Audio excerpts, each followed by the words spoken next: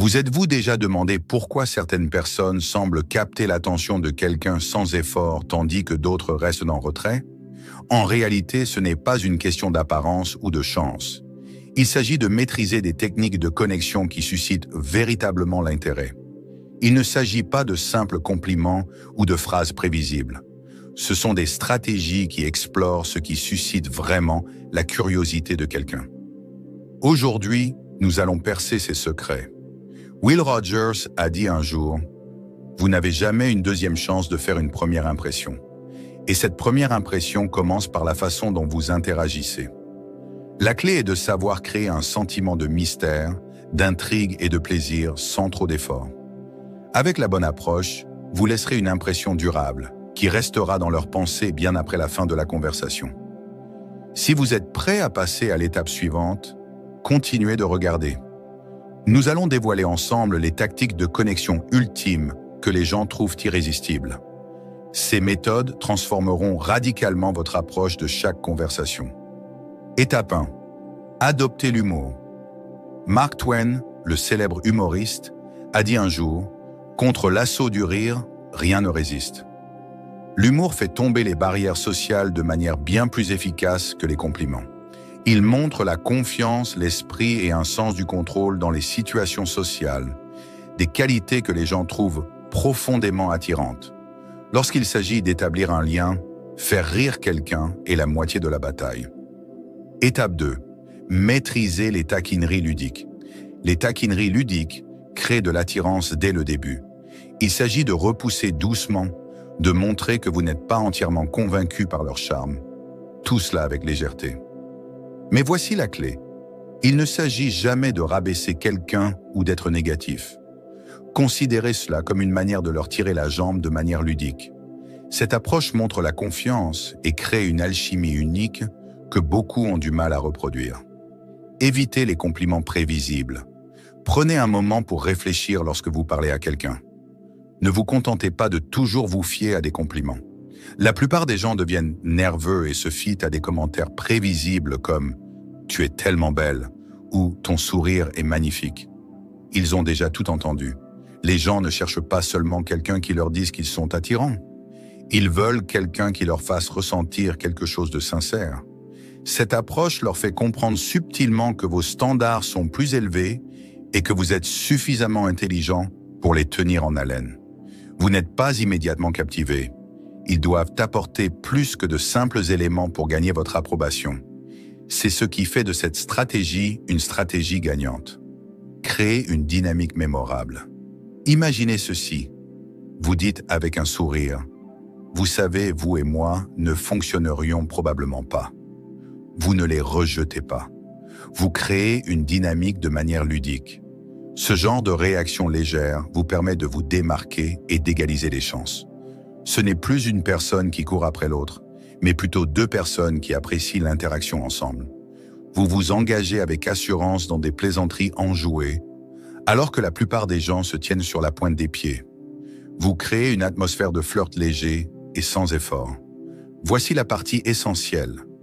Vous signalez que vous avez suffisamment confiance en vous pour interagir sans les mettre sur un piédestal.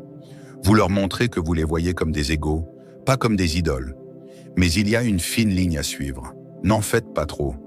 Trop de taquineries peuvent envoyer le mauvais message et devenir plus agaçantes que charmantes.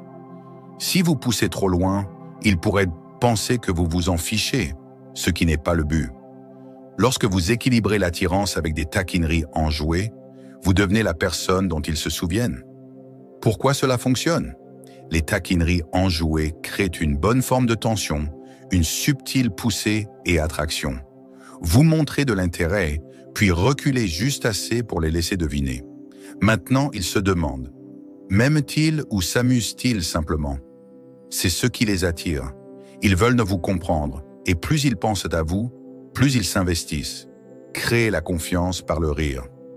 Voici ce que la plupart des gens oublient souvent. Celui qui peut faire rire quelqu'un, même lorsqu'il se sent déprimé, est quelqu'un en qui il est susceptible d'avoir une profonde confiance. Pourquoi? Parce que cela montre l'intelligence émotionnelle et la résilience, des qualités qui permettent à quelqu'un de se démarquer. Face aux défis, Les gens se sentent en sécurité avec quelqu'un en qui ils peuvent avoir confiance, surtout dans les moments de vulnérabilité. Alors, adoptez l'humour et la connexion et observez comment cela transforme vos interactions. Deuxièmement, le pouvoir de refléter le langage corporel. Le pouvoir de refléter le langage corporel est incroyablement puissant et le reflet peut être une expérience fascinante. C'est une façon presque magique de se connecter aux autres. Imaginez cela. Vous parlez à quelqu'un et, sans même vous en rendre compte, vous vous penchez tous les deux, votre langage corporel est synchronisé, comme une danse délicate. C'est le pouvoir du reflet. Il ne s'agit pas seulement de copier les mouvements de quelqu'un, il s'agit de créer un lien invisible.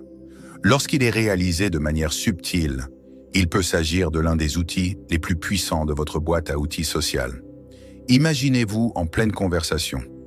Quelqu'un se penche vers vous et vous vous retrouvez à faire de même. Soudain, il y a une attraction magnétique, un échange d'énergie qui vous rapproche.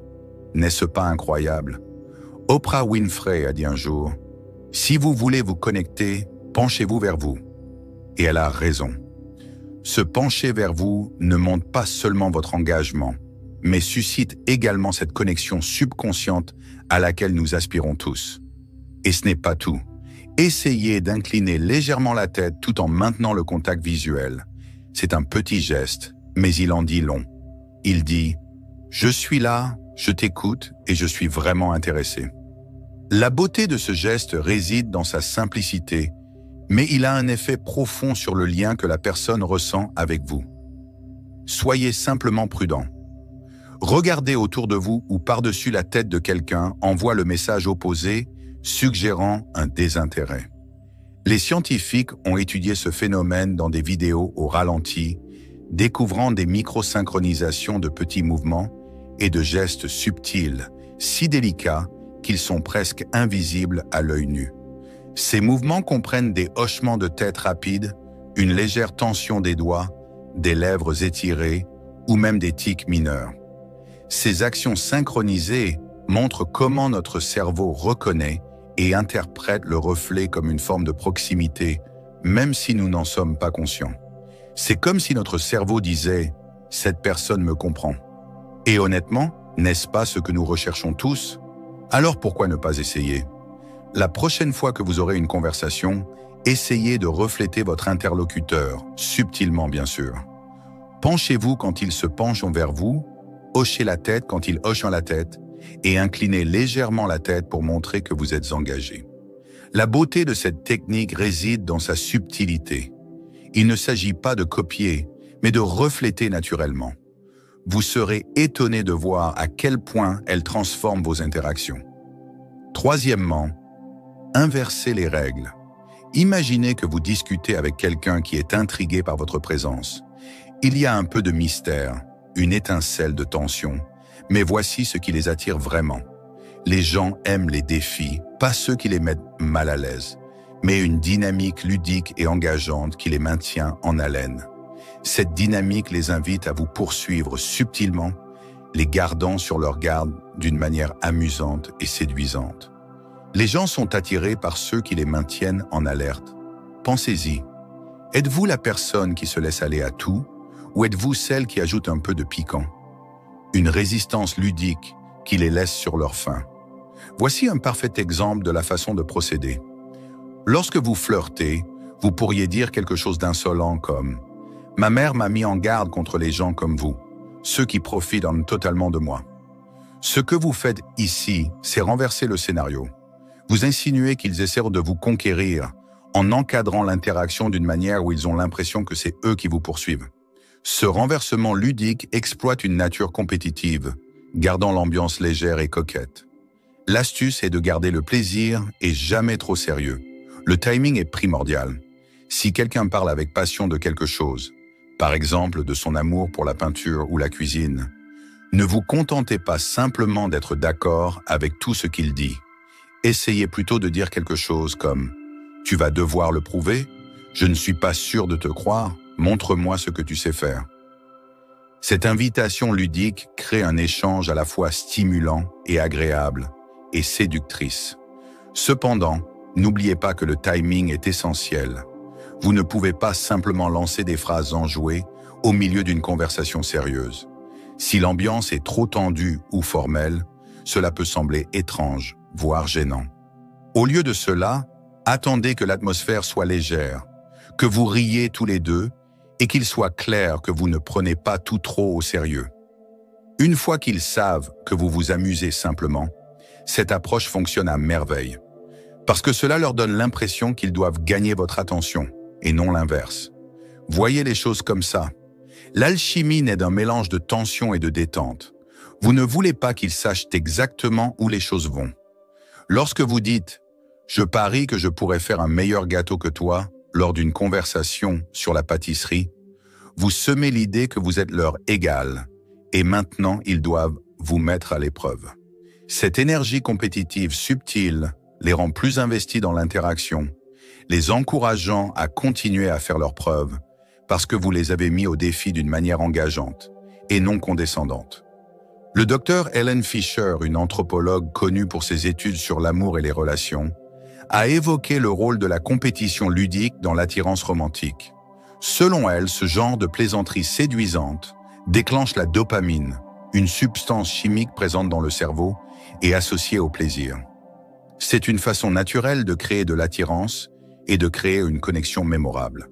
C'est pourquoi les taquineries ludiques fonctionnent si bien. Cela crée des montagnes russes émotionnelles de haut et de bas qui rendent les choses intéressantes. La clé ici est l'équilibre. Vous n'essayez pas de les surpasser ou de les faire se sentir inférieurs. Au lieu de cela, vous montrez que vous avez suffisamment confiance en vous pour vous moquer de vous-même et d'eux, tout en gardant une ambiance légère et amusante. C'est une danse de va-et-vient qui crée de la tension et de l'attirance, les laissant penser à vous longtemps après la fin de la conversation. Gardez les choses ludiques, séduisantes et pas trop lourdes garantit que vous appréciez tous les deux le moment, ce qui les laisse en vouloir plus. Alors, que direz-vous la prochaine fois que la conversation se dirigera vers quelque chose qui les passionne? Le prendrez-vous au pied de la lettre? Ou allez-vous lancer ce défi ludique pour les maintenir en haleine et intéressés? Comment allez-vous équilibrer la tension et le plaisir pour créer cette alchimie irrésistible? Numéro 4. Laissez vos yeux flirter. Avez-vous déjà vraiment pensé au pouvoir d'un simple regard? C'est incroyable de penser que le simple fait de croiser le regard de quelqu'un pendant un bref instant peut envoyer un message aussi fort. Le contact visuel est votre arme secrète, et une fois que vous le maîtrisez, vous serez étonné de la rapidité avec laquelle les liens se créent. Les gens, surtout les femmes, sont incroyablement perspicaces, plus que la plupart ne le pensent. Avant même que vous ne disiez un mot, ils se rendent souvent compte que vous êtes intéressé. Les yeux ne mentent pas, ils révèlent tellement de choses, que vous soyez confiant, nerveux, vraiment curieux, ou que vous testiez simplement les os. Mais voici l'astuce, il ne s'agit pas seulement de regarder, il s'agit d'un contact visuel contrôlé. Vous devez maintenir son regard suffisamment longtemps pour montrer votre intérêt, mais pas trop longtemps pour ne pas vous sentir mal à l'aise. Imaginez ceci, vous êtes dans une épicerie et, de l'autre côté de l'allée, vous captez son regard. Vous maintenez son regard pendant quelques instants, l'ancrez dans un sourire amical, puis détournez calmement le regard. Ce simple geste en dit long. C'est comme envoyer un message subtil mais puissant. Je te vois et je suis intrigué. Ce qui rend cela si fascinant, c'est la façon dont cela suscite la curiosité. En tant qu'êtres humains, nous sommes naturellement attirés par des choses qui ne sont pas immédiatement claires ou accessibles pour nous. Ce bref moment de contact visuel, suivi d'un détournement du regard, crée un soupçon de mystère. C'est comme ouvrir une porte juste assez pour qu'elle se demande ce qu'il y a de l'autre côté. Les gens sont souvent câblés pour être intrigués par un défi. Ils ne veulent pas qu'on leur donne tout. Ils veulent quelque chose qui les intrigue, qui les pousse à deviner. Utiliser le contact visuel de cette façon permet d'atteindre l'équilibre parfait. Vous êtes confiant, mais pas autoritaire, intéressé, mais pas désespéré, et c'est convaincant.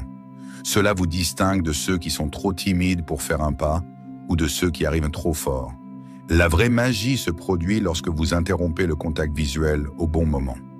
Soudain, elle se demande « Attendez, pourquoi a-t-il détourné le regard? Était-il intéressé ou non ?» Ce brin de mystère l'attire, la rend curieuse et maintenant elle pense à vous. Ce n'est pas qu'une théorie. La psychologie comportementale le confirme. Des recherches montrent que le contact visuel peut activer le système de récompense du cerveau, augmentant ainsi les sentiments d'attirance et d'intérêt. Albert Morabian a même souligné que 93% de la communication est non verbale. Cela signifie que vos yeux parlent en grande partie avant même que vous ne prononciez un mot, et c'est là toute la beauté de la chose. Un contact visuel contrôlé vous permet de créer de la tension, de l'intrigue et de la connexion sans prononcer un seul mot. Restez calme, restez posé et laissez vos yeux faire le travail. Les gens captent ces signaux subtils plus que vous ne le pensez. Il ne s'agit pas seulement de lui faire voir qui vous êtes. Il s'agit de lui faire ressentir quelque chose, de la rendre curieuse et de l'amener à s'interroger. C'est là que réside la vraie magie. Continuez ainsi tout au long de l'interaction et vous verrez la différence. Flirter, c'est comme danser. Vous faites un pas, elle fait un pas.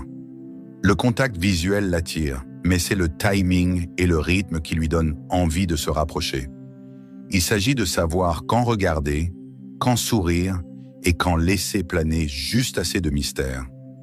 Comme l'a dit un jour le grand Will Rogers, on n'a jamais une deuxième chance de faire une première impression. Et il avait absolument raison.